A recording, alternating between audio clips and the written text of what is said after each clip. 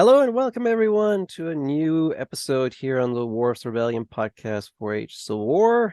I'm your host Niels Eichhorn, and today we are again going very global.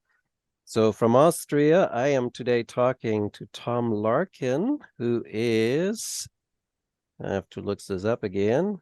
He is a faculty member, assistant professor, there we go, at the University of Prince Edward Island in Canada.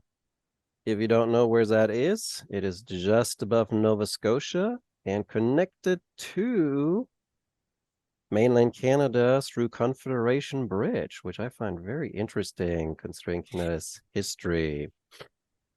Tom has himself a long journey behind him, considering he got his PhD at the University of Bristol in the United Kingdom, MA from York University, and now it gets really fun. The book we're going to talk about today is his new book, The China Firm, American Elites and the Making of British Columbia, published by Columbia University Press. And I think I just said British Columbia Society instead of Colonial Society. There we go. Too much C's there. Came out in March of this year, 2024. And we are going to talk with him about that new book and Americans in the British trade port of Hong Kong during the middle decades of the 19th century. So, Tom, so great to see you. First time I have a 5-hour time difference person on the chat. Thank you for the invite and for accommodating the time difference as well. I'm sure it's quite late for you now. Nah, like West Coast is really hard. Yeah, East I can Coast is imagine. easy. East Coast is easy. And you're not in Hong Kong. That's even easier then. Even easier. So tell me, how did you, considering you're Canadian, we talked before, you're Canadian from Toronto, you go to college in the UK, and you write about Hong Kong, Americans in Hong Kong. How do you come to that? So the path follows the sort of the route of the scholars that I wanted to work with. So I started at York University back in, I don't know, 2010 maybe. And York had a fairly strong contingent of scholars working on East Asia. And as an undergrad, sort of that seemed like something really interesting that I wanted to dig more into. I enjoyed those courses. I got really sort of inspired by them. Stayed on at that school to do my master's with, Joan Judge, who's a sinologist, and she really pushed me into sort of working on Shanghai, which I found very sort of illuminating and great as a topic. And then when I sort of decided I wanted to do my PhD, I started searching around for, historians of Shanghai that would be good to work with. So I was really thinking about an advisor that might, really sort of cultivate that interest and provide good feedback. And the person at the time to do this with was Robert Bickers at Bristol. So it was less a decision for Bristol and more a decision for Bickers. And I got there and or I got accepted for the PhD program. And then it's sort of the UK, as you might know, is not a funded PhD journey right off the bat. So I needed to figure out funding. And my topic broadly was going to look at foreigners. I was originally going to look at sort of the foreign underclass, these people that sort of end up in these imperial port cities, but aren't well off, and really sort of are a drain on sort of the prestige of colonialism or the imagined prestige of colonialism. So that was the plan. But then this opportunity came up, a funded opportunity to work specifically on Americans by actually a distant descendant of the Heard family. And so he had put forward this pot of money. And he had been very sort of generous in saying that he didn't expect us to write, or me rather, or whoever took the opportunity to write specifically about the Herds. He realized that that might be too narrow a focus. But I do microhistory as my basis, and so I found it's an actually really great archive and really great narrative to pin this story that I wanted to tell to it. And so I was still able to look at things like class and race, but instead of looking from the bottom up, it's very much it's a top-down history of it in many ways. But that story sort of directed me naturally more towards Hong Kong than towards Shanghai. I was also shaped by my cohort. So when I started at Bristol, we had what was then called the Hong Kong History Project. So a really healthy contingent of other PhD scholars that were working, or students rather, that were working on Hong Kong. Some really great scholars in that group, such as Vivian Kong and Catherine Chan and Kate and Lee.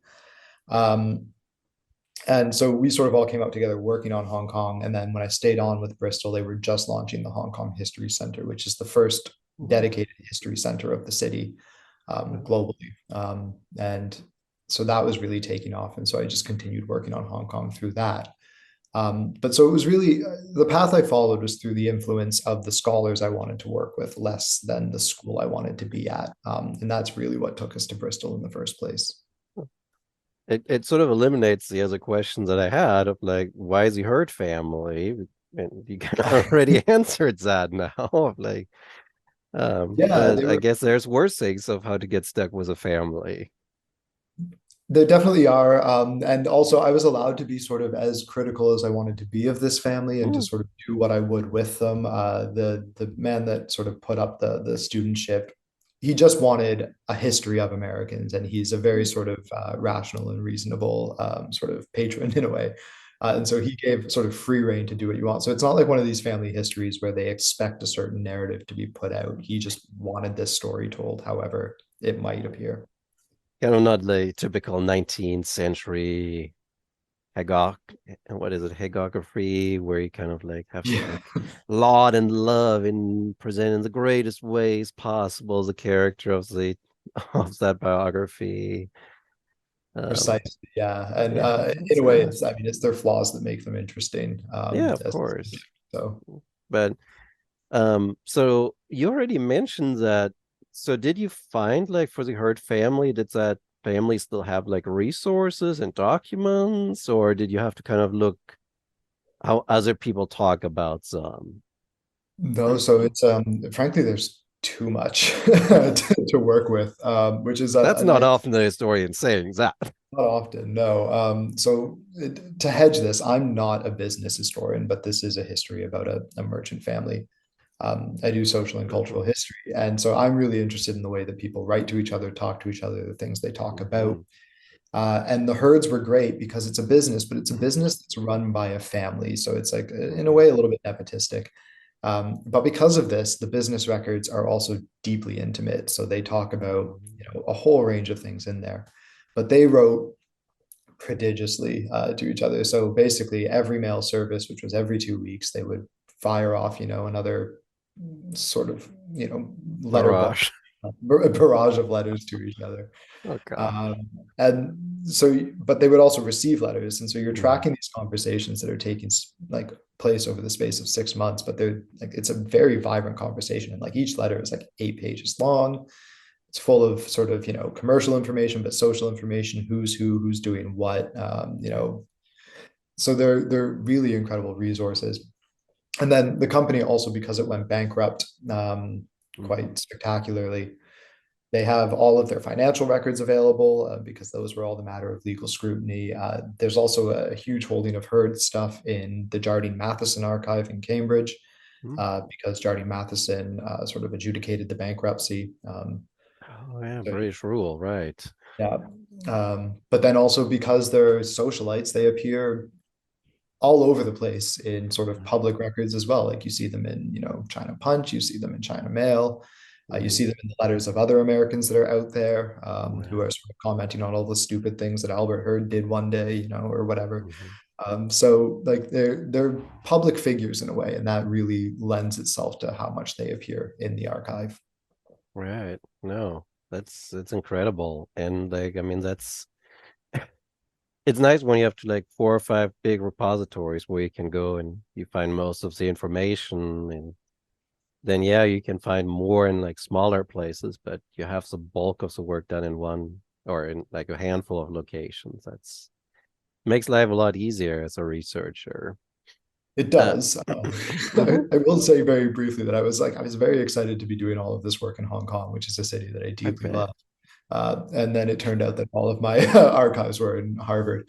Uh, so I spent a lot of winters freezing as I walked across the Charles River, not in Hong Kong. Uh, but it is And what it you is. were a poor grad student, so you really felt like how the Hearts felt after their bankruptcy bat in Boston. Kind of, you could put yourself really into that. Yeah, but yeah, right. It's sort of like, oh, I'm looking forward to studies a place where, and then you kind of end up with like, oh no, I have to go somewhere completely different Yeah, to do this research. yeah, which I I mean, yeah, in a way, it did help with the final chapter of the book, which is sort of a yeah, it was a almost very to being in Boston and to sort of seeing what their lives looked like afterwards. Like a lot of it's based off of me actually being there and walking the streets that they were on and sort of mhm. staying around where they stayed. No, I very much enjoyed that. It was almost another book that you had back there in that last chapters. I was just so much going on after their China. Like there's a whole nother dissertation in there. Like what do you do after China? Yeah. Um, Well, and in maybe the sort of the worst way of this being a dissertation project that gets revised into a book, that chapter was very much one that got added oh, sort of posthumously. Um, but it was oh, fun one to write. I guess the press does have sort of desires of what they like to see at the end. Well, and it was Um, one that I wanted to write too, because I think when yeah, I did this original project, the story ended sort of with the herd's bankruptcy, but that isn't the end of the story, as that no, chapter it's makes not. clear. I mean, China remains so relevant to these people once they go Hmm. back to the United States, whether they go through a bankruptcy like the herds, Right. or whether they're more successful like the Forbes family or the Russells or the Sturgises. Yeah. I mean, I think it's a point that we need to look at more when we do global history is the ways that places have permanence in people's lives Hmm. and their memories and their experiences. No, I mean that's like where you say that. That's exactly the point I make in my first book, right? Like you study these 1848ers, you can't study them fresh off the book in the United States. They have all Hmm. this ideological baggage that they're bringing, and some of them takes that then additional baggage somewhere else. And like that's the same with like merchants, right? They make all these Absolutely. connections in one place and then they use those connections somewhere else to be successful. It's Yeah, no, crucial. it's definitely it's part of the narrative for sure. Yeah. And one that people hopefully will start doing more of. But we've seen like some really good global histories really start to engage with the long-term narratives. Yeah. That like micro is good, but we also need macro. Like, Absolutely. Yeah. so I wanted to ask the other thing because you already brought Hong Kong up too, and you explained it well, but I'll let you do it again here too. Of like, what about Chinese sources? What about like material related to Hong Kong, to like China during this period? How much do you have? How much did you find? What were sort of your decisions with regard to that material? So this is, I mean, crucially, I mean, because it's a top-down history and because we can't do everything, there is a certain amount of archival erasure that's going to occur. I mean, I'm working predominantly with Colonial Archives, and I'm going Hmm. to call the Herds a Colonial Archive because it Yeah, is, it is. frankly. Um, and because of this, there's a certain way that information is privileged, preserved, saved. There's a certain way that different communities are talked about, or the ways their Hmm. voices appear. And I mean, the herds weren't necessarily interested in preserving the records that were sent to them by their Chinese, wards or their Chinese customers or partners. We do have a bit of that in their archive, and there are some Chinese language sources, especially around their Hmm. Commodore Bok Young, who has quite a successful life. Um, but like proportionately, there's not a lot of Chinese work to go through there. And then the other bit that was really a struggle, and I tried to sort of work against the archive in this, is that the most common interactions that the herds had with the Chinese society that they were embedded in was with their servants, their employees, Hmm. that they worked with. And Yeah. these are, perspectives that are historically just not privileged. They're not kept, Hmm. they're not preserved. We don't have records on them. I mean, I've done a bit of digital work in this, like network analysis, and it's Hmm. almost impossible to analyze these communities even quantitatively because they're only ever really entered in the archive or entered in the record as accounting numbers. Hmm. One year I have 52 servants, the next year I have 54. We can't Yeah. tell if these are the same people, if they're different people. We can't really tell where they come from. we can make assumptions based off of some of the contracts that we have, which I do try to do as much with as I can. But like really, you're sort of working against a deer from the archive. And I think there's a scholar, I just recently wrote a chapter on this actually, but there's a scholar, Arandikar, who wrote a book called For the Record. And she makes this point that we kind of need to stop privileging this fantasy that we will ever be able to like rescue voices from the archive. Sometimes they are just lost, and like we need to work with the assumption that there are narratives that don't appear, and we need to find new ways of sort of privileging those narratives then. But so there's not a lot that appears directly in the words or in the voices of Chinese agents in this narrative, because there's really not many Chinese agents that are given or able to have a voice in this narrative. It's also difficult because some of the Chinese records that we do have from Hong Kong are difficult records to use in the ways that they talk about American society or the ways that they talk about Britain, because they're also typically funded by missionaries. Oh, yeah. And so they tend to be, you know, they are Chinese language, yeah, and they do sort of reach a Chinese community, and they do provide some subtle critiques of colonial society, but often they're just, you know, translations of the things that missionaries want to teach the Chinese community about America. So using Chinese records that sort of are already designed to sort of prove your confirmation bias is also not necessarily the most productive thing to do. So it's tricky, and it's something I really want to address with my next project, is to really look at the ways that the Chinese community is beginning to respond to this very explicit American imperialism that they're witnessing. But this just wasn't the right book to do it. So it is, I guess the short is it's coming. It's on the horizon. No, but that's a good book too, because I mean, in many ways, I let me paraphrase like how, like when I saw your book, I was like very excited about it, because it was sort of like, ooh, like I like Duncan Campbell and I just brought out our Civil War in the Age of Nationalism, and China's of course in it, because you can't get around to Taiping Rebellion. That just like it's a non-starter in the 19th century. You got to include that.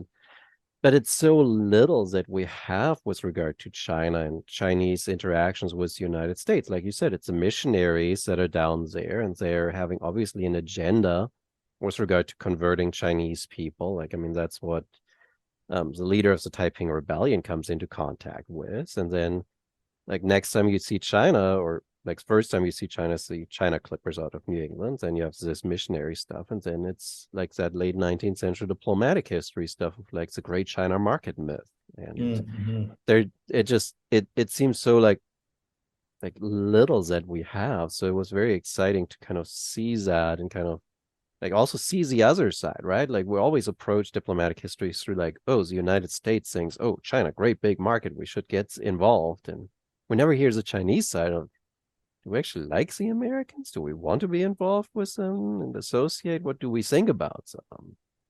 And yeah, there's some very great work. I mean, I appreciate that you point out that gap, because there's some really great work that's starting to come out that's sort of approaching that. But as you say, it's like this whole period between like 1840 rather, sorry, and 1900 is almost sort of like this black hole of information about the ways that Americans and Chinese are sort of competing with each other, working together, doing things in China that affect American perceptions. I mean, Dale Norwood came out with a really brilliant book last year that sort of managed to do this, looking predominantly at the United States itself and the ways that the U.S. started to form sort of a China policy during this time. But he's sort of, you know, the standout in the field in that regard. And I mean, like even your Civil War point, like Steve Platt had a book out. That was on the Taiping Rebellion about 10 years ago, I say. About 10 years ago now. And his bit on the ways that this interplays with the American Civil War even is like, it's like maybe about 4 pages long, if that, in the whole book. And it's like he makes a point that's incredibly important in it, but it's, as you say, there's not a lot going on there. And so we do have some really great, like Steve Platt's work is really helpful in this regard. You know, Conroy Kretz has just put out a missionary diplomacy book as well, which does include, you know, China in sort of the late 19th century. So people are starting to pick up these threads and really work with it.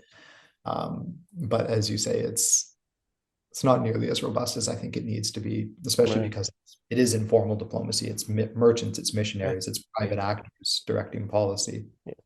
Well, that always was the problem of China really relations with China, right? It wasn't like the US always had that sort of hands-off approach of like when you look at the Germans, the British in the late 19th, early 20th century, like, oh, you want a railroad concession? Government helps you get that. And like you feel threatened by the Chinese, we send troops, right? But the United Mm. States just never did that. So it's of course a very different environment you all of a sudden you also operate under in that regard. Oh, absolutely. And this is, I think, where trans-imperialism comes in crucially, as Americans start to realize that they're not going to get the support that they want. Yeah, So they really start to appeal to their British peers, and they start to identify themselves alongside their British peers with the same interests in China. And you yeah. see, constant sort of references to Americans wanting sort of British military might to protect their commercial interests as well. It's And sort of like in some way when I read your book, it sort of reminded me of the scholarship related to the Monroe Doctrine, right? Of like absolutely, Monroe yeah. puts out this doctrine, but who really enforces it? The British Navy enforces it because the US doesn't have the capability. And it seems like it's the same in China, right? The Americans want to be involved, want to be players in China, but they need the British to kind of open the doors and provide the guns to protect people. And like then they're sort of the beneficiaries um, in it all. Absolutely. Yeah, yeah. And I don't know, it begs this question as well of sort of the importance of this community in the first place, because they're Mm-hmm. small. It's not a lot of Americans Yeah, there. And I mean, as Norwood's book sort of shows from the other side of this narrative, they do have a disproportionate effect on American legislation for their size, but that's they right. are still, I don't know, they don't really represent a majority of American interests. They are this fringe element for a while. I mean, Yeah, the fact that most of these firms, like the major firms, go bankrupt by the 1880s, and no one back home, frankly, really cares that much because it doesn't affect their yeah, lives in any yeah, way, shape, or yeah. form. Well, I think that one of the other things that I wanted to talk with you about was sort of like I want to say like it may have been Dave Pryor and I at one of the Schaefer conferences had this like ongoing debate over like two or three conferences where I was like, no, China market, China trade, Japan trade is not really important to the United States. It's like a tiny little thing. Like it may like a percent maybe of US trade that goes there, maybe 0.5% of US trade goes there. But there's this assumption that it's so big and so important. So what's the reality? You study it, you deal with merchants. Like what's the reality of like the China trade? Is it really like tiny or is it and blown out of proportion in the way we kind of think about it, or what's the reality? I think it's a hard one to gauge because it has an ideological importance for missionaries in the Mm-hmm. ways that they frame that the work that America is doing globally, really sort of that extension of manifest destiny and this idea of Mm-hmm. American imperial ascendancy. And the importance of America civilizing sort of, I'm reading missionary documents right now for another paper I'm writing, and like this constant idea that they're picking up the unwashed, heaving, seething masses of China and like Mm-hmm. elevating them. So it has an ideological sort of importance for Americans back home, that is quite significant. Economically, I mean, you see the capital that comes out of the China trade, maybe not Mm-hmm. affect the everyday American very much, but it does affect the American internal imperial mission. So Okay. American westward expansion, I mean, Right. railroad magnates like, Mm-hmm. Forbes, uh, make their money selling opium in China, and then they come back and they invest in, Yeah. westward expansion and start speculating in sort of, the Midwest and the Mm-hmm. Pacific coast. The China trade that sort of directly leads to like the trade in indentured servants that directly leads to China's Exclusion Act also really starts to be accelerated through the efforts of these men that are trading in China. So it has this knock-on very important effect on sort of, migration history, economic history, colonialism in the United States that is all out of proportion to the size of the community there. Mm-hmm. The public as well, the American public really starts to, form these ideas of China and become obsessed with this idea. I mean, like this Orientalist idea of, the quote unquote celestial kingdom. And Yes. they develop Yes. this fascination through centenaries. They develop this fascination through the goods that they're encountering. In many Hmm. ways, I was talking with my class this year about this because we were looking at the ways that, in many ways, the China that they're obsessed with is actually a China that's manufactured in Britain and France, uh, where Chinese Right. merchants Right. get really, really good at copying French styles to sell to the American market. So it's like honest chinoiserie that has, symbols of pastoral French life on it. But they develop this obsession, this commercial obsession, especially as consumerism takes hold in the Hmm. United States with China as well. Right. So it exists, it looms large in the American imagination, but pragmatically, it, as you say, and Norwood's book looks at this as well. The economics of it aren't that spectacular. They're not Hmm. stunning. It's not a huge proportion of trade. I mean, the China trade basically gets battered during the American Civil War, and Hmm. no one really notices. Yeah. So That- no, of course. So, I mean, most people are aware of like the American Civil War being like that US part, but let's talk about China very briefly of like what's going on in China like in the years that you study. no, do you mean specifically with the Civil War or just in general? Well, just thinking like in general, like we're looking at like roughly the period from like 1840 to like 1880, right? In your book. So what Yeah, hmm? yeah, so what yeah. so what's going on in China during that those 40, 50 years that you're studying? No, far too much. Yeah, just give me the cliff note, like just kind of little bits. Yeah, Because I'm no, pretty sure there are some listeners who like say knows the US history narrative really well, but they don't know much about what's going on in China. yeah. So we're seeing really a crisis of sovereignty with the Qing Empire at this Mhm. time, as it sort of comes face to face with the imperial bellicosity of, Britain, France, Russia, Germany. This begins with really with the illegal sale of opium in the pre-Opium War Mhm. years of 19, like the night or 18. I'm going to keep saying 19, but of the 1830s. And this ultimately, I mean, China tries to stamp out the trade. The emperor sends Lin Shu down to Guangzhou to basically put a stop to the opium trade. Leads to Britain declaring, this is very much paraphrasing, but leads to Britain declaring war on China. Very quick war. They take Hong Kong as a concession. They open up new treaty ports, establish new trade rates. Um, and this sort of opens the door for other nations to do the same. And America follows suit. They signed the Treaty of Mongxia in 1844, which is sort of ironically titled the Treaty of Peace, Amity, and Commerce, in which they establish for themselves most favored nation status. So every other imperialist treaty with China will also apply to the United States, although it will Mhm. never have to declare war on China to secure that. They also get extraterritoriality enshrined in that, so they Mhm. can, in many ways, sort of act with impunity. And they do.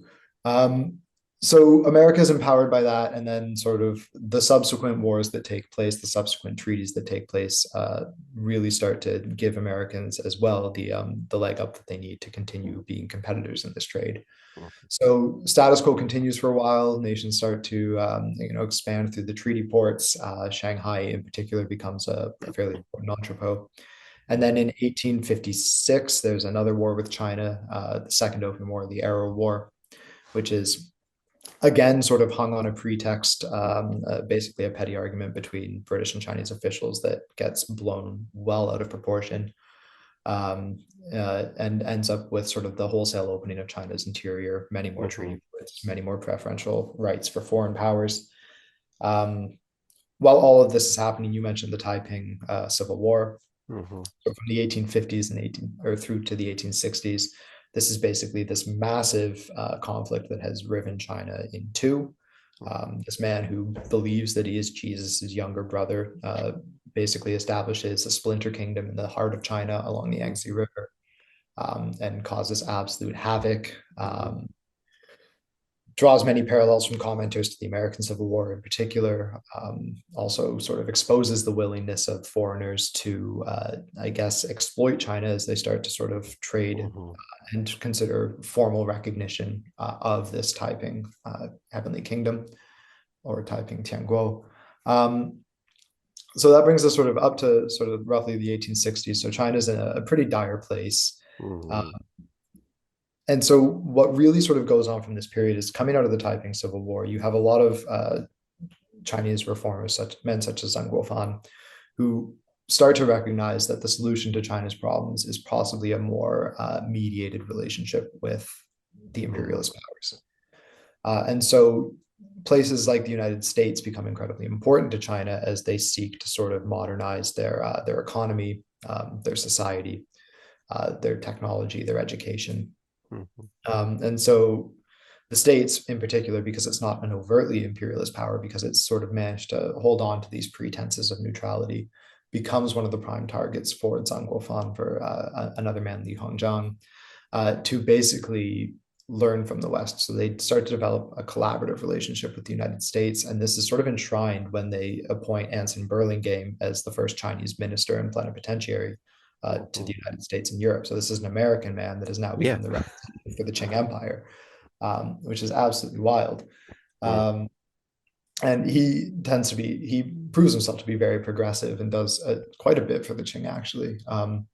But so we see America playing this sort of weird, you know, teetering position between the imperialist powers and between China through this period. Um, I mean, the American firms really start to go under following the American Civil War, following sort of the Panic of 1873 as well. So they start to lose sway in China. mhm, And the relationship very quickly deteriorates. And as you know, by 1882, we have the Chinese Exclusion Act. We have sort of increasing racism towards China in the United States. And so this is really starting to cast that relationship into a poor light. Uh, by the period that my book ends in, China is basically on the brink of a Republican revolution. They've had the Boxer Rebellion, mhm, which has proved to be sort of incredibly violent, incredibly destabilizing, right at the end of the 19th century. Foreign powers have used this as a pretext to extract yet more concessions from China, and the Qing Empire is in crisis. And pretty soon you're going to have, you know, basically these anti-Qing revolutionaries mhm, that have, you know, studied in America, earned funds in America, are well connected to a global network of Chinese sort of influence, effectively topple the Qing in 1911. Um, so America has a role to play in all of this, but what we're seeing over this is in Chinese history, it's often called the century of humiliation, where the Qing is just coming to a reckoning that basically foreign powers, the influence of foreign society, is forcing the state and the Chinese people to go through these monumental and sometimes very violent changes over this period. mhm. Um, and Americans are present for most of it.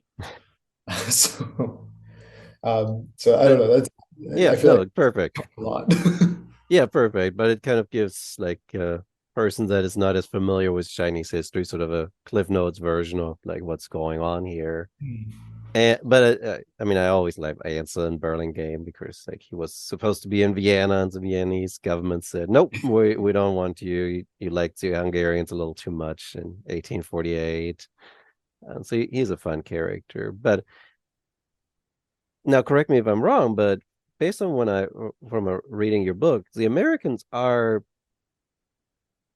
kind of the weak power here. They're not the main players, but they really benefit from all the things Britain does. And they exploit that to their benefit, right? I'm thinking like the Guangzhou kind of early stages of the Opium War, the Brits are kicked out, but who stays? The Americans stay for a little while longer to kind of continue trading. So it's like, how does the British feel about these Americans sort of riding their coattails? The short answer is not good. But it's so Platt's called it a parasitic relationship, and he's absolutely correct in the ways that Americans are sort of this parasite on the British imperial project in China. But in many ways, it's also symbiotic. Mm-hmm. I mean, the British are not happy that the Americans are basically, because Americans are also very, like, very explicitly critical of the Right, British in right. writing British imperialism, and they adopt this holier than thou attitude towards sort of, you know, what Britain's doing in China. But the British obviously see through this. They see sort of the farce of it, and that Americans are, you know, they're also trading in opium. They're also sort of Right. benefiting from the exploitation. So they're, you know, kind of justifiably indignant about the ways that Americans are portraying themselves. Um, And that becomes a rather sore point. And there's, I mean, throughout the rest of the 19th century, as anywhere else in the world, there's going to be these sort of flare-ups of Anglo-American tension Mm-hmm. around the American Civil War, around like indiscretions over territory rights, fishing rights, the Yeah. Alabama's Canada. privateering. I mean, whatever, right? Yeah. Uh, they barely ever need an excuse to sort of levy critiques at each other. So there's always going to be this sense of national rivalry between the two. Mm-hmm. But when you actually boil it down to the ways that people are getting on a day-to-day basis, you find that most of this falls away because they are working towards the same goals in China. Mm-hmm. I mean, Americans become incredibly important to the British during the first Opium War because they have that privileged access preserved to Guangzhou. So they stop outright trading between America and China, and they start running this route between Hong Kong Harbor and Guangzhou, where they're basically just carrying British goods and then charging a commission on it. Mm-hmm. They're becoming fabulously rich in the process. Like Russell and Company does an amazing business during this time. Mm-hmm. Um, and so the British kind of, in a way, need the Americans and need their privileged access to function. The Americans need this war between Britain and China for this, this niche to exist. Mm-hmm. And China, for its own right, is okay kind of watching this happen as long as America doesn't assist the British too much. Right. So they're quite wary of keeping America from siding with what they view as their legitimate enemies in the British and Yeah. the French. So there's this really sort of tense and sort of calibrated triangular relationship between the three. Um, but on paper, there is a lot of resentment that builds because of Right. this. So Well, yeah, but I kind of I like the sort of notion that you have in the book, right? Of like there's what they write for public consumption in the United States, and there's the realities in Guangzhou, in Hong Kong, of like the close relationship between British and US merchants in these two towns, where it's just like we're all English speakers, we're all kind of similar, we're all working together, but yeah, publicly we kind of pretend we don't do it. It's like it's almost like an HOA, right? We're all forced together in this, and we really don't like each other, but we do hang out at the garden parties. yeah, no, in many ways, yeah. Yeah. But it's funny because I don't even think that it's that they don't necessarily like each other. I think they actually probably genuinely do like their British peers and vice Yeah. versa. I just think that there's a certain amount of performativity that they have to Hmm. go through. Yeah. Especially because, I mean, life in China is a temporary thing for these men and women. Hmm. So they're going to go back to, New England society. They're going to go back to New York, and they're going to have to fit back into this society Hmm. that expects them to be a certain image of what Americans are. And so these letters are a way of them sort of keeping that performance alive Hmm. and really preserving that place back home. There's a quote I absolutely love by Helen Beal, one of the two Beal sisters that ends up in Shanghai. And she sort of writes at the end of a letter where she's been talking about all the wonderful balls and parties of a week at the races. She writes, "You must not fear that your daughter is growing anti-American. I'm like a proud Yankee at heart," or something to that effect. So she's assuring people back home that she is still, a patriotic American. Yes, I enjoy all these British social activities, but I'm hating them deep down. Yeah, inside. Yes.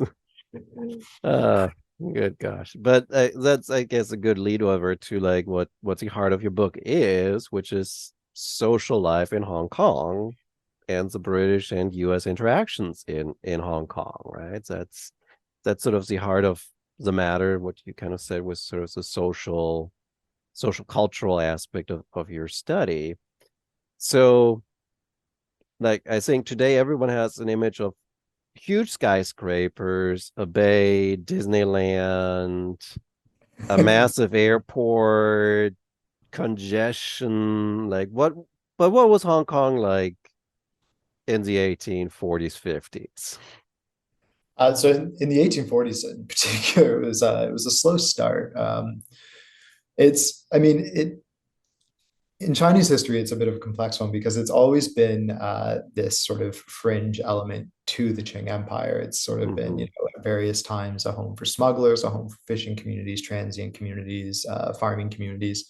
It's like it has well over 6,000 years of inhabited history. Mm-hmm. But there's this myth that the sort of the place becomes something through British ingenuity and British engineering, and the city of Victoria appears in 1842 and becomes this global, metropole to Mm. be rival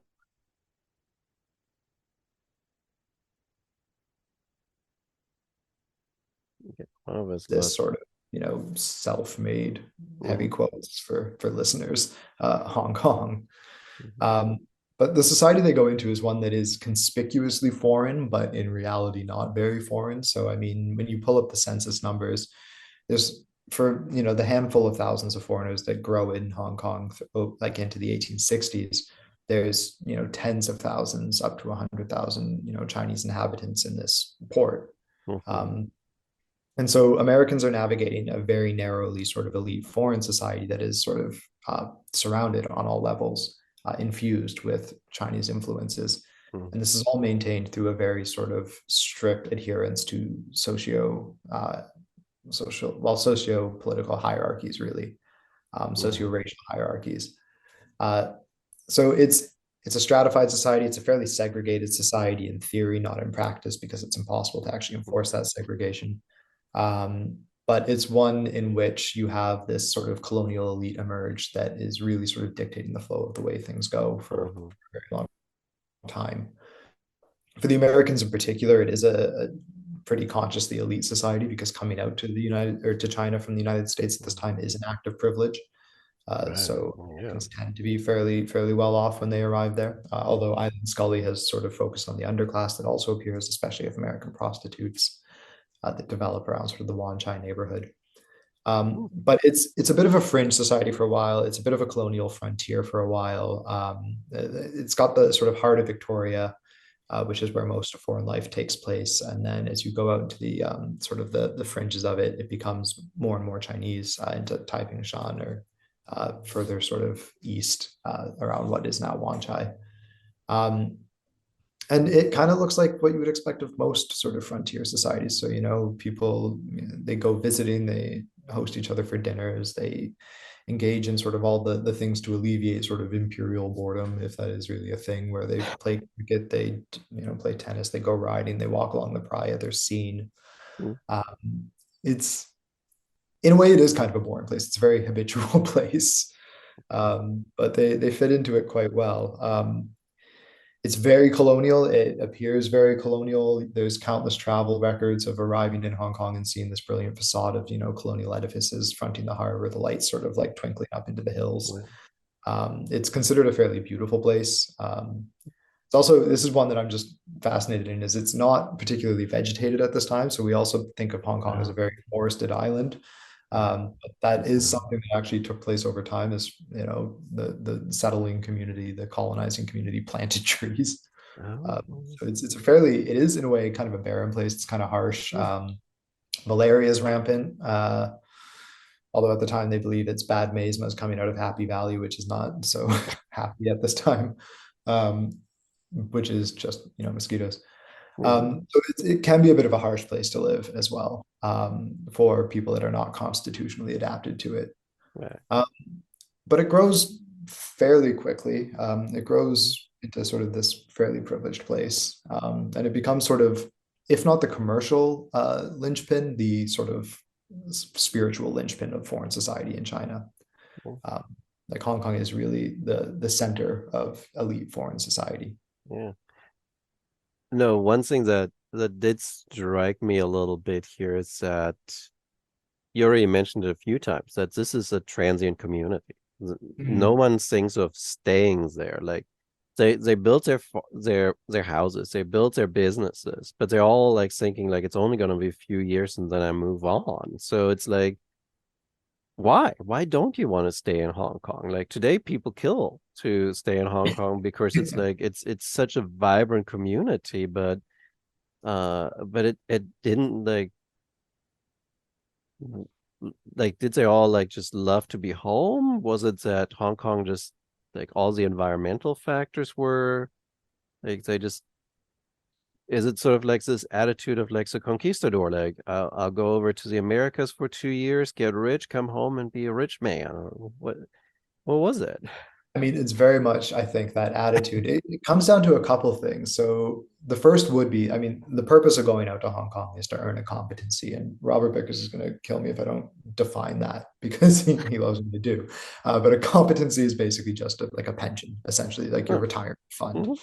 Hmm. So the idea is to go to Hong Kong and build a competency. That's the phrase on everyone's lips. So in Okay. 4 years, you should make enough money to retire back in America in fashion. And if you don't, you're kind of an idiot, is sort of the Oh, idea. I mean, you see, like that's failure right there. Like, that is failure right there. But it's one of these things that it becomes written about in the China Mail sort of ad yeah. nauseum. These, these foolish clerks who come and they whittle away all their money on drink. And Right. at the end of 4 years, they have nothing to show for themselves. So Mm, there is actually like a culture around it. right. But so you're supposed to go back to America and you're supposed to retire on this by like the age of 30. You're supposed to have enough to live out the rest of your life, which when lifespans are like 62, fine. Sure. But um, it's also partly because many of these Americans are coming from Knickerbocker or Brahmin society, right? Yeah. So uh, the conspicuous pursuit of capital gain isn't fashionable. So you Right. want to be a 30-year-old socialite. You want to be like a man of Yeah. letters, a man of culture. Yeah. So you got to go make money as fast as possible. So Mm, that's part of it. The other side of it is this colonial sort of idea, this colonial myth, which is, partly true, but also partly fabricated about the sort of the inherent evils or dangers of, places in what would be considered the global south at that time. mhm. So going to Hong Kong is in many ways taking a serious risk, betting your health against your financial ability. Uh, the idea that you'll die in Hong Kong is embedded in people's minds. If you stay too long, it'll ruin your health. You'll get gout. You'll, develop a drinking addiction. It You'll gets get that in Boston too. yeah. I mean, it all exists in Boston, but Yeah. it's almost guaranteed in Hong Kong. And so there's almost a monomaniacal obsession with health.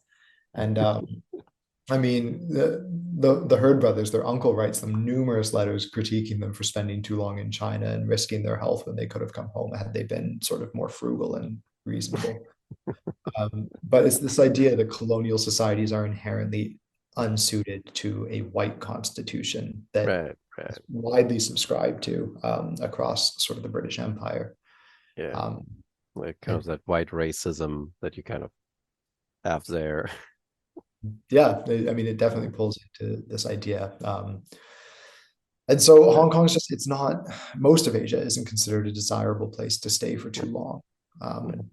You're really not supposed to do it if you can avoid it. Right. Now, you also mentioned that in the book a few times that like European women are just almost absent in the society here in Hong Kong, and that when there are a few that they have like these enormous social pressures of like they have to host and they have to be available and be around and like what it is more work almost than what they would have in Boston or in London or in Bristol because there's one of very few. So how how does this lack of women like I kind of very proud of how I phrased that in the questions that I sent you. There's this lifestyle of a like this lifestyle in a bachelor heavy women-less society. How does that kind of shape people?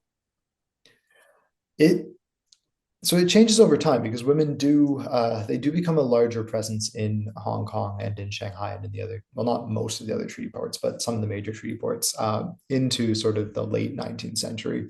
Mm-hmm. But in the early years, as you say, it's entirely sort of this masculine space. I Yeah. mean, even your servants, like your personal house servants, tend to be men. And it leads to sort of, in a way, this real camaraderie between people. There's especially in these Mm-hmm. early years, a lot of sort of like intermixing cross-national friendships form Mm-hmm. because you're all sort of men in this space doing the same thing at the same time. Right. One of the interesting effects that women have as they come into this space is they actually sort of affect a retreat from this internationalism of society Oh. because it becomes easier to sustain sort of the society that you're used to at home. Oh yeah. So Heard, Albert Heard, when when his wife joins him, Livingston, they spend most of their time going to dinners and spending evenings out with the Mm. Forbeses, and the Forbes women, sort Yeah. of at Rose Hill in Hong Kong, because they're able to. They no longer necessarily have to interact. So on a private level, life becomes a bit more reclusively American because they're able to sort of recreate some Yeah. semblance of American society back home. Mm. Um, but it affects the ways that men behave. It affects the relationships that develop. I mean, as you sort of noted, there's a very limited number of women. Their attentions are sought out sort of religiously. Most of them Mhm. are familiar with what it means to sort of be a woman in society and sort of the social pressures that Mhm. are expected, or put on you. Yeah. And they're comfortable with navigating these spaces, but almost all of them, when they arrive in Hong Kong or Mhm. Shanghai, basically right at being run off their feet, by the attention that's being given to them. And some manage it quite well. Ruth Bradford sort of just makes an absolute mockery of everyone that tries to befriend her. But others sort of struggle with it. Um, and so they become sort of incredibly important to the way that society functions, because they Mhm. become this sort of anchor that that social life revolves around in many Mhm. ways. So they're important in that regard. There's also this idea that, I mean, they are usually typically very elite because it's Mhm. expensive to have a wife out in Hong Kong, Well, yeah. and women are a liability to the colonial authorities. So if Mhm. I brought my wife out to Hong Kong with me and I was a merchant and I passed away because of malaria or something, the But now. colonial authorities would be duty bound to put up that woman for the time being, and then to repatriate her at their Yeah. expense, Yeah. and or at the firm's expense. And Right. so firms really discourage, especially lower level clerks, bringing their Mhm. wives with them, because it's a financial liability. Mm. Um, so it's almost a privilege to have a family at this time in this space, Right. I was which just thinking as you were talking, because where you said of sort of liability, we do have the Taiping Rebellion, obviously, which has like it doesn't touch on the main areas where you have Europeans. Like it threatens Shanghai a little bit, and the European communities there gets a little worried about it. But mm, I'm thinking like the Indian Mutiny and the violence perpetuated by like whatever we want to call the individuals in India rebelling against British rule, against women and children from the colonial authorities. Does that have any impact that you kind of saw that there's sort of a worry too of having women in China because of like the instability politically and militarily that is being seen, especially right late 50s, early 60s? so it does, but it's almost entirely irrational. Well, of course it is. Yeah. Well, and this is a point that Harold Fisher Tine and Noel Etherington have made, quite a bit, about the idea of colonial panic. Is Hmm. the like what happens in India in 1857 really sort of sparks a domino effect of people freaking out about the danger of indigenous populations and what they Hmm. might pose to respectable foreign Right. women. Yeah. And so there is very much like a fear, really, like a fear of like the libidiny of natives, or the Hmm. potential violence of natives. And you do see this come across in women's writing, but it's sort of muted in Hong Kong for some reason. Or China rather. I don't know what it is about China specifically versus India. I haven't done the research myself, and I'm sure that there's more to do on this. But there's for some reason the racial relationship that develops between white women and their servants or the surrounding Chinese community Hmm. is much more patronizing, much more infantilizing of the Chinese than it Okay. is Yeah. of the community in India. Yeah. And so, in a way, I mean, there's a fear of the threat of sort of having a woman in this space and what that might mean to the prestige or the safety of white purity, Hmm. or this idea of white purity. But the women themselves, when they write, are like kind of deeply patronizing about their servants, and they don't seem Right. threatened. In fact, they seem quite sort Yeah. of dismissive of either the mental capacities or the sexual capacities or the cultural capacities of the Right. people they employ. And Interesting. it's kind of a weird thing to read in many ways. I bet. How But about yeah, the reverse? Because that was the other part that I don't like I think you hinted at once or twice in the book. Like, what about the man? Like we know that in like colonial societies without white women, men in these colonial like merchant or administrators will tend to go and find native women from those societies. Do we Hmm. have that here in Hong Kong too? Do some Americans, some British kind of get themselves Chinese wives and they just when they pack up and leave for the metro again, they just kind of like bye, never see you again? So we do have this appear as a trend, but it sort of plays out on a very case by case basis, and there's a Mm-hmm. huge amount of granularity to the ways that it functions. So sometimes it's a very strategic partnership between the two. Right. Sometimes it's legitimately romantic, Mm-hmm. but it has, I don't know. There's different paths that sort of men in their respective protected women is sort of the phrase that's bandied around. Mm-hmm. There's different paths that they go. So the herds are a really good example of this because I mean you use the phrase abandoned. I know you don't mean it sort of uncritically, but it's they there isn't actually that much of a tendency to abandon these women. They're often Mm-hmm. left with stipends, with a way of sustaining themselves, a way of sustaining the children that have been had by them. Mm-hmm. And this often actually sort of shields them from some of the harsher aspects of life. So the herds, for instance, they go bankrupt, right? Right. And Oh this has yeah. a fairly deleterious effect on their own families. Mm-hmm. But John Hurd, for instance, has a son, Richard Howard Hurd, with this woman, Lam Q Fong. And Richard Mm-hmm. Howard Hurd is given this fairly aggressive stipend that he's able to build his life on that is shielded from the bankruptcy because it's, unofficial money in a way. It's Right. discreet money. And so through this stipend and through the social connections of his Mm-hmm. family and of his parentage, he's able to sort of really effectively navigate this middle to elite class of Hong Kong and Shanghai society. And he establishes himself as a very leading man in the Eurasian community Mm-hmm. going forward. So it creates sort of this new realm of opportunity for this interracial sort of community that crops up in its wake. Some of these, children accompany their parents back to the United States. So Joseph or George Dixwell's kid goes back to Boston, where he's enrolled in boarding school. Some of them enter sort of elite Chinese societies. So Augustine Hurd's daughter, a woman that's referred to in the record as An Nui, which is certainly not her name, she sort of becomes part of the Guangzhou Chinese elite instead of joining Hong Kong society. Mm-hmm. So there are opportunities. I mean, some do get abandoned for sure, but others are well taken care of. Yeah, good. These also aren't necessarily always discrete relationships, so they do sometimes Right. result in actual fairly explicit marriages, Mm. although that's often frowned upon. I Um, was gonna say it's but then but it's also sometimes it's a sort of a relationship of convenience as well. So yeah. some of the most successful landlords in early colonial Hong Kong are Mm-hmm. protected women who are using their stipends to buy property and then rent it out, and they Right. establish themselves quite well. So it's a symbiotic relationship as well in a way that Mm-hmm. sometimes it can be exploitative, but sometimes it can be genuinely sort of generative for both parties. Right. So Right. And then of course, like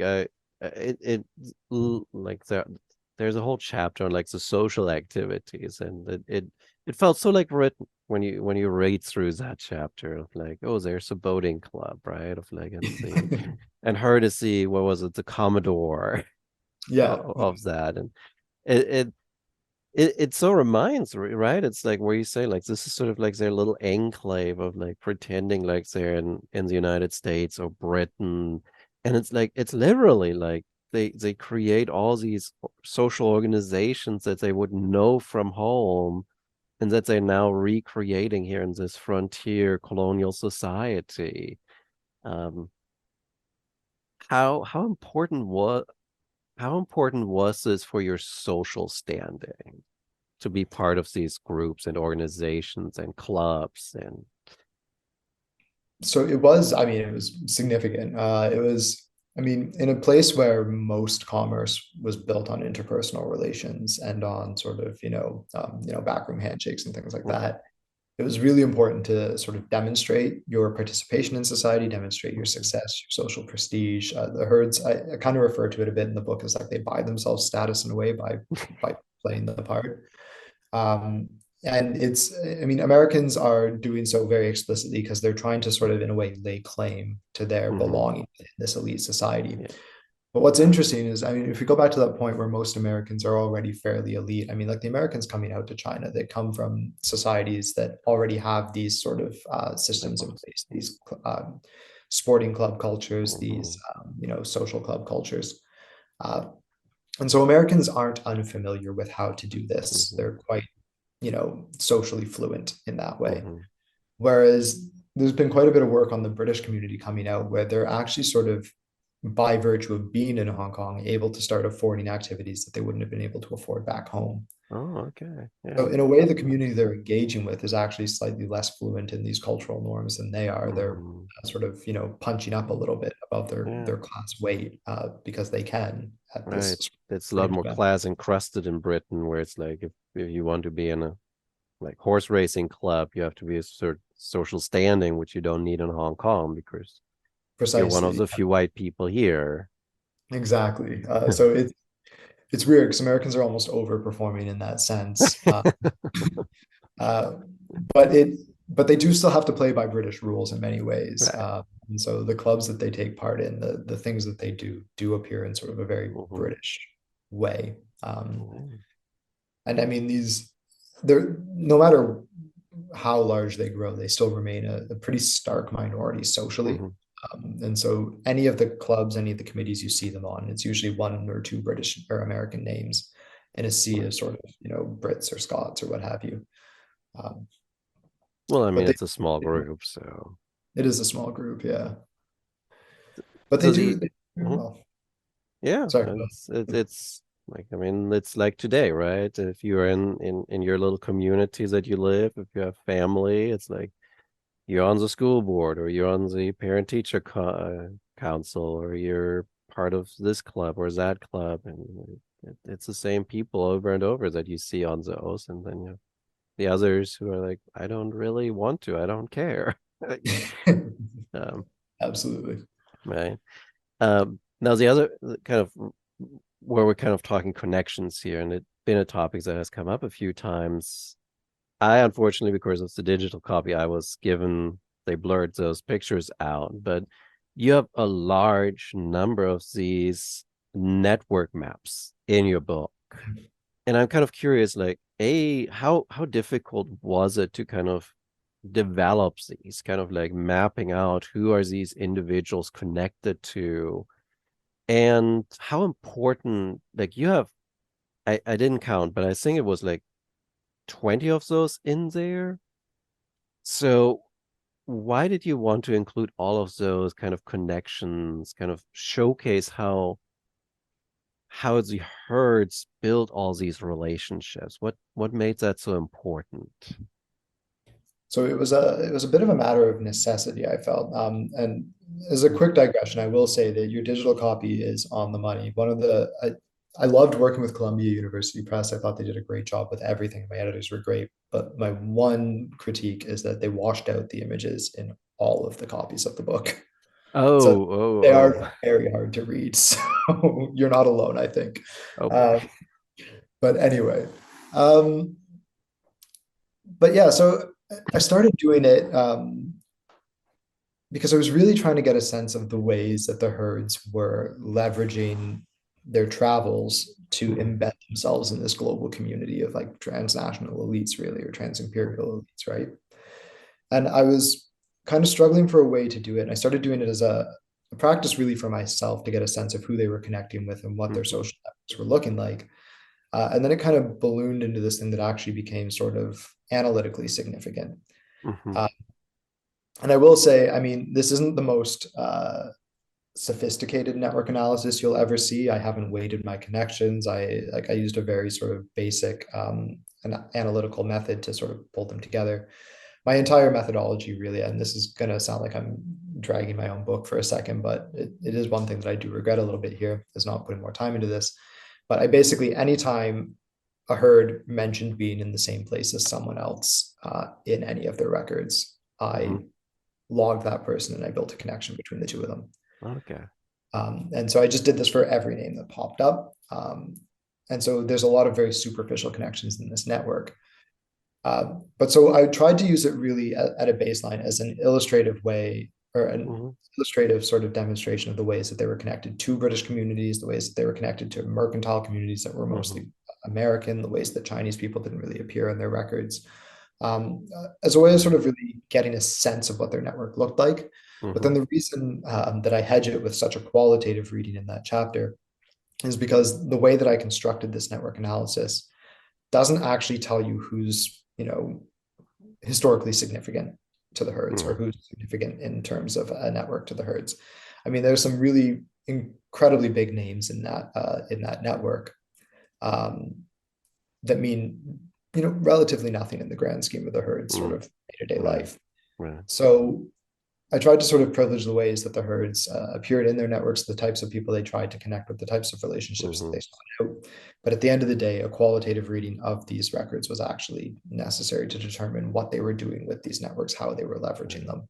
Yeah. But the point that I wanted to get across is that in going to China, they networked constantly. They Mm-hmm. communicated with as many people as possible. They kind of collected people in a way as a matter of pride.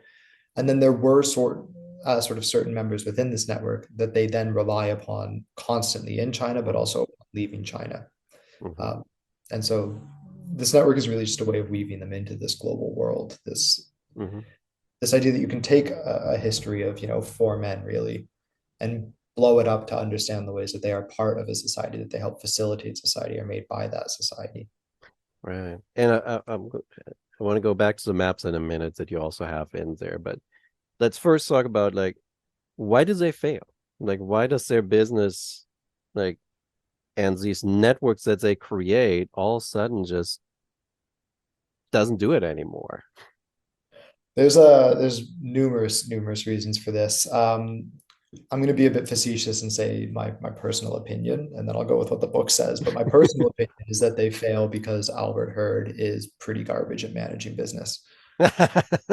Yeah, you can't say that in the book. Uh, but he's basically he's this man that comes out. He's the third brother, and Mm-hmm. he's never wanted to be a businessman from the get go. He's sort of seen himself as a man of letters, and so he Mm. comes out and he spends most of his time in China playing diplomat, Oh, yeah. really focusing on building up his sort of social persona, his social profile, his political profile. Mm-hmm.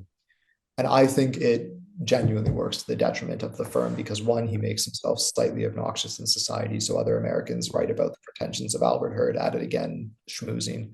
Um, but then it also, I mean, he spends a lot of money doing this and it drains his attentions away from operating the business properly. Mm-hmm. So, I mean, the firm falls apart under his guidance, frankly. And so I do think he's a big part of it. But also, like from a very sort of global perspective in a way that's completely outside the hand of the herds, the American Civil War kind of happens at a time that's really disadvantageous for most Americans. So Yeah. it occurs basically right when the Yangtze's been opened. Americans Mm-hmm. are they're really anticipating this opening, and so Right. they throw New York stockyards into overdrive, ordering ships for Mm-hmm. from the United States. And all those Uh, ships now go to the US Navy instead of to the China trade. Pretty much exclusively. And Yeah. by the time they do reach China by 1865, 1866, that market has been saturated. Britain's Yep. already sort of taken the lion's share of it. The Chinese merchants as well have become Right. sort of, a key player in this. Um, and so Americans, they invest all this money and then that money has nowhere to go. And they're Right. unable to offload these ships as well because there's too many already. Japan, which is one of the markets they'd hoped to sell it for, has already had its own disastrous civil war. Yep. All So right. they don't know what to do with these boats. And Yeah. it's All of a sort of, sudden. yeah, Yeah. it's, it goes against one of the sage warnings that Augustine Heard the senior sort of, tells to his nephews and to Dixwell and Coolidge right off the bat, like off the get go, is he basically like cautions against property ownership about having capital weighed down in boats and Mm. property. And he sort of Right. emphasizes the importance of agility, and then almost to a T, everyone that follows him ignores his advice, and it And comes to disaster strikes. um, but the herds aren't alone in this. So all the other firms struggle because of it. And then Mhm. like, the market oversaturates, more agile sort of firms that basically just operate as brokers start to Mhm. fill out the gaps. And then the Panic of 1873 hits, and Americans that are already reeling are basically just completely left out to dry. Right. Um, and I mean, Norwood sort of makes the point in his book, because he actually provides the graphs to back all this up, that the percentage of China trade doesn't drop significantly at this time. We don't actually Mhm. necessarily see it collapse, but we don't see it grow in a period where all other streams of revenue are growing. So what we can determine from that Mm. is that it's becoming an increasingly marginal part of the US Right. economy. And these firms are really struggling to sort of keep afloat in that environment. Um, Right. Right. so the herds really, I don't know, they just, Blew it. yeah, they blew it away. Yeah. But It- so did everyone. I right. mean, they're the first in a Well, way. I guess it's sort of like, it's you started as a broker and you wanted to be bigger, but you became bigger at the worst point in time. And what you should have done is just stay broker and kind of sit it out. But you never knows that what's going to happen around the corner, right? Like when you order the ships, you didn't anticipate that the market is going to drop in the United States and civil war breaks out. And Absolutely. it's And like the person that buys an electric vehicle and then the oil price goes down. And it's like, well, yeah, now it's no, it's and yeah, they really I don't think they anticipate the competition from other Americans. I don't think they anticipate the competition from the British. I mean, Swire mhm, basically just dances around herd and absorbs all of its wreckage, yeah. um, and then becomes, it's still around. It's fabulously successful. So does Jardine Matheson. Uh, and there's a bit of an arrogance to foreign trade. They don't anticipate Chinese competition. They don't think that the Right. Chinese are ever going to beat them at the steam shipping game, but the Chinese are able to offer lower rates, Yeah. operate cheaper ships, home field advantage as well. Like Yeah. it's Yeah. Like so exactly. Now towards sort of the final point, then you also have five maps with sort of what's the herds do after China. And what really struck me was that yes, they go back to New England, of course. Like they want to re-embed themselves into Boston area society, but they also spend a lot of time in Europe. yeah. Yeah. So that struck me as like, how sad. Like, and you kind of explain in part with sort of the connections that they're making as well. This is something that I would love to do more work on. And right now, I think I've only actually found one book that kind of does touch upon this trend, but there's a weird relationship between New Englanders and France that Hmm. really starts to take hold in this period. And I mean, like I'm just working with the letters of one of the daughters of August, or yeah, August and her, the younger right now, and they're all in French, Hmm. because that's her preferred method of communication. Oh Um, wow. but a lot of elite New Englanders speak French. They spend a lot of time in Paris. I mean, when Joseph Coolidge's wife is writing to her kids in like into the 1870s and 80s, she's talking about how, it's summertime, so America is awash with, or sorry, Paris is awash with Americans, and like she's talking about trying to avoid all of her friends that she doesn't want to see. But so Yeah. there's like a strong connection there, and I don't have a really valid reason for it other than I guess they just like it. Yeah. Um, but there For is, sure. at least for the herds, there's a pragmatic reason why Paris becomes so important. Hmm. It's because Baring Brothers, based out of London, Hmm. is prime financier for most American firms. It's headed by a man, Russell Sturgis, who is an American himself, so he's already sympathetic to American commerce. And so all credit is drawn and returned to Baring Brothers. So if you're traveling to China, you have to make an obligatory stop through Baring on the way. So Americans Okay. go to London. It's also Hmm. why, for most of this century of the China trade, while the Pacific takes off as sort of a transit route, Hmm. commerce still manages to function on sort of an Atlantic spectrum. Right. Yeah. But so Americans going to China, they go to London, they spend their time doing their schmoozing with their banks. They stop in Paris where they, have a social, Culture. Yep. drop down to Marseille where they get a boat, Hmm. Suez over to China, and Yeah. that's the preferred route that Americans tend to take. And so France becomes important, becomes significant, and because of that, a lot of connections form there. And like the Herds in particular, try to make the most of their post bankruptcy lives in France. Yeah. So Augustin gets a job, sort of work managing a metallurgical foundry in Bayonne. His family spends a lot of time living in Biarritz. Yeah. Albert Herd sort of operates out of Paris while he's trying to sort of sell guns to the Russians, where as his marriage sort of falls apart. So it's like it's just it remains this sort of this anchor of their society, Yeah. and it's interesting. I don't have those maps necessarily in the book, but if you do a degree map of where they've traveled to, Paris gets the most touch points. It appears as the most Oh. significant node in their travels. Oh. Wow. Hmm. Everyone their own. Yeah. It's fascinating, but Yeah. Especially, right? You have these Bostonians who work primarily in Hong Kong, and then Paris is the place that they left to spend time in. That's okay, you can't blame them. they're It's a great. global minded. They're global. Yeah, they're absolutely global. It's well. The and that's I think kind of like when you think of it, like sometimes we think of like the 19th century people like so insular, right? It's my little community, and so much work is written in that kind of narrow gauge of like community study, and it's just that tiny little world. But all those people in that tiny little world think about the world. They know and hear about things in Hong Kong and South America and Europe, and they're thinking about like what's the impact of those events on us, right? Yeah, It's not. absolutely. Well, and this was, I think, at its heart, one of the reasons I wanted to do the maps in the first place. And it's informed another mapping project that I'm now working on to sort of a greater degree. Is that so I've taught global history for a few years now.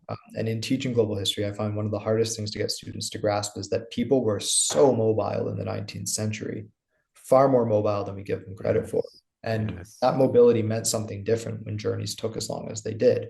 Yeah. And so these maps are a way of sort of impressing upon students the extent to which people were actually moving around and spending time Hmm. in foreign places. And so, Yeah.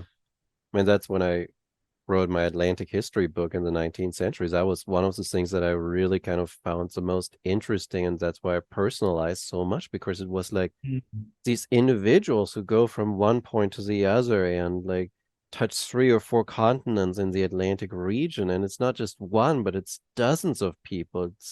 It's immigrants that come to one place and then go back home again after a few years or go somewhere else. And it's yeah, that must be a wonderful project to kind of highlight to students just like that mobility we have in that period. it's yeah, I think it's important. I think it because it also shapes the way that we understand, I mean, if we're talking about networking in particular, it shapes the way that we understand things like networking. Like, why do the herds Yeah. have so many global networks? Because it took them so Hmm. long to get anywhere in the first place. Right. So like, if you're 3 months on a boat, you're Yeah. gonna talk to everyone on that boat, and then they're gonna go Yeah. off in their own separate ways, right? Yeah. So And you write letters to them in a few years yeah, and connect with them again, and you cross paths again at some point, right? And yeah. I mean, it's not like a flight today where you desperately hope that the person in the window seat doesn't say anything to you. It's far more social by nature. yeah. Or you get the screaming kid next to you, right? Yeah, exactly. Yeah, Yeah. I know. It is a very different world. Oh, that sounds like a great project. Uh, It's been fun to do. It's been tabled a bit because it's a big data collection project, so it needs funding as these things do. But right. Well, uh, it's always a challenge, the money. yeah, Uh, but we'll keep chipping away at it because I think, especially with some of the changes they're making in digital humanities nowadays, and some of the things we can do with like artificial intelligence and OCR and oh, whatnot, it's becoming possible to do some really cool things with archival sources. oh, I bet. Yeah. No, of course. Oh, once that materializes more, I'd love to have you back and talk about it more. Yeah, I It would love sounds to. like a Yeah. great project. Or if HNet can be of any assistance, that would be, Oh, I'm sure it I will would be. love to. I mean, we work closely with some friends working on a project called Elites Networks and Power in Modern China, so Hmm. ENP. They're based out of Aix-Marseille, and they work religiously with HNet to crowdsource information. Yeah. Yeah. It's proven Well, itself already to be a great resource. yeah, of course. And we're a digital platform, so we have journals, we have places where we can host maps, we have everything. Oh yeah. So it's great. No, wonderful.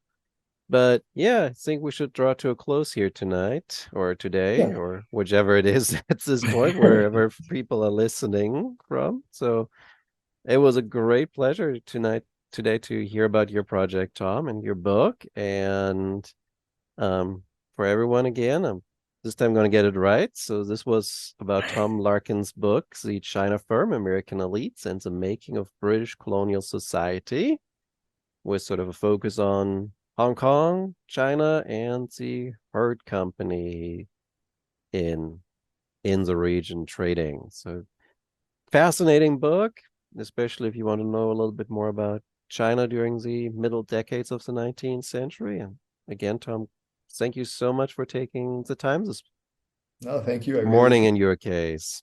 it. Yeah. No, I appreciate it.